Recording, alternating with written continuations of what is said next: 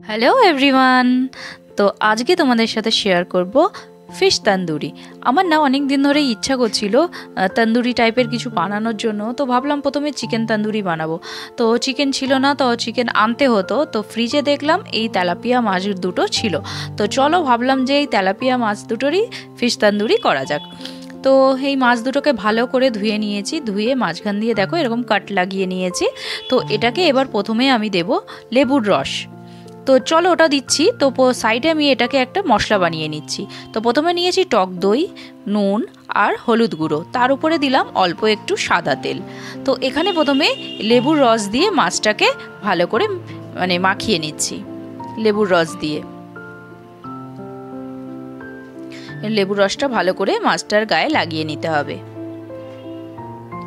আর এখানে দিয়েছি অবশ্যই, সেই ভিডিওটা স্কিপ হয়ে গেছে, তো এখানে দিয়েছি তন্দুরি মশলা, যেটা মেন সেটা হচ্ছে তন্দুরি মশলা, সেটা দিয়েছি। আর আদা রসুনের পেস্ট দিয়েছি, একটু জিরে গুঁড়ো আর ধনে গুঁড়ো দিয়েছি। তো এই যে এটা দিয়ে মশলাটা ভালো করে গুলে এই মাছের মধ্যে এইভাবে লাগিয়ে নেব। ভালো করে মাছের গায়ে এইভাবে লাগিয়ে নিতে হবে। যেখানে কাটগুলো দিয়েছিলাম তার ভেতরেও ভালো করে ঢুকিয়ে দিতে হবে। তো কাট লাগালে কি হয়, মশলাটা ভেতর অবধি যাবে। তো এটাকে ঢেকে আধ ঘন্টা রেখে দিতে হবে। তো আমি আধ ঘন্টা রেখে দিয়েছিলাম, আমি এখন আধ ঘন্টা পরেই আবার এসছি। তো প্রথমে ফ্রাই প্যানে দিয়েছি অল্প একটু সাদা তেল, তার উপরে দিয়েছি অল্প একটু বাটার। বাটারে এই তন্দুরিটা ফ্রাই করলে আলাদাই গন্ধটা আলাদাই আসে, খুব টেস্টটা খুব ভালো হয়। তো দেখো মাছটাকে যেদিকে মশলা আছে সেদিকে এইভাবে দিয়ে দিতে হবে তাওয়ার মধ্যে। ভালো করে মশলাটা গায়ে মাখিয়ে নিতে হবে। তো এই পাশে দিয়ে ওপরে বাকি মশলাগুলো ওপরে এইভাবে দিয়ে দিতে হবে।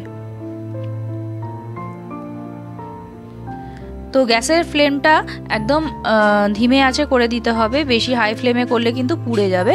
তো মাছটা সেদ্ধ হতে হবে, সেজন্য একদম আস্তে করে গ্যাসটা এইভাবে হতে দিতে হবে। তার সাথে আমি গোটা কাঁচা লঙ্কা কতগুলো দিয়ে দিয়েছি।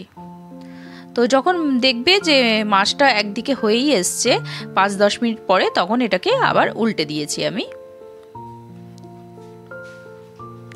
তো হয়েই এসছে আমার। তো তার উপরে অল্প একটু দিয়েছি ধনে পাতা। তো দেখো আমার একদম ফিশ তন্দুরি দেখেই বুঝতে পারছো একদম রেডি হয়ে গেছে। তো এর মধ্যে একটা জিনিস মিসিং হয়ে গেল, যদি একটু চারকোলের গন্ধ দিতে পারতাম এর মধ্যে, কয়লা একটু পুড়িয়ে, তো ধোঁয়া গন্ধটা আসলে ওটাও খুব ভালো লাগতো। তো আমার তো ফিশ তন্দুরি একদম রেডি হয়ে গেছে, দেখতেই পাচ্ছ প্লেটে সাজিয়ে নিয়েছি, দেখতেও জাস্ট ফাটাফাটি লাগছে। চলো একটু খেয়ে দেখি কেমন হয়েছে। দেখেই ভালো লাগছে, জাস্ট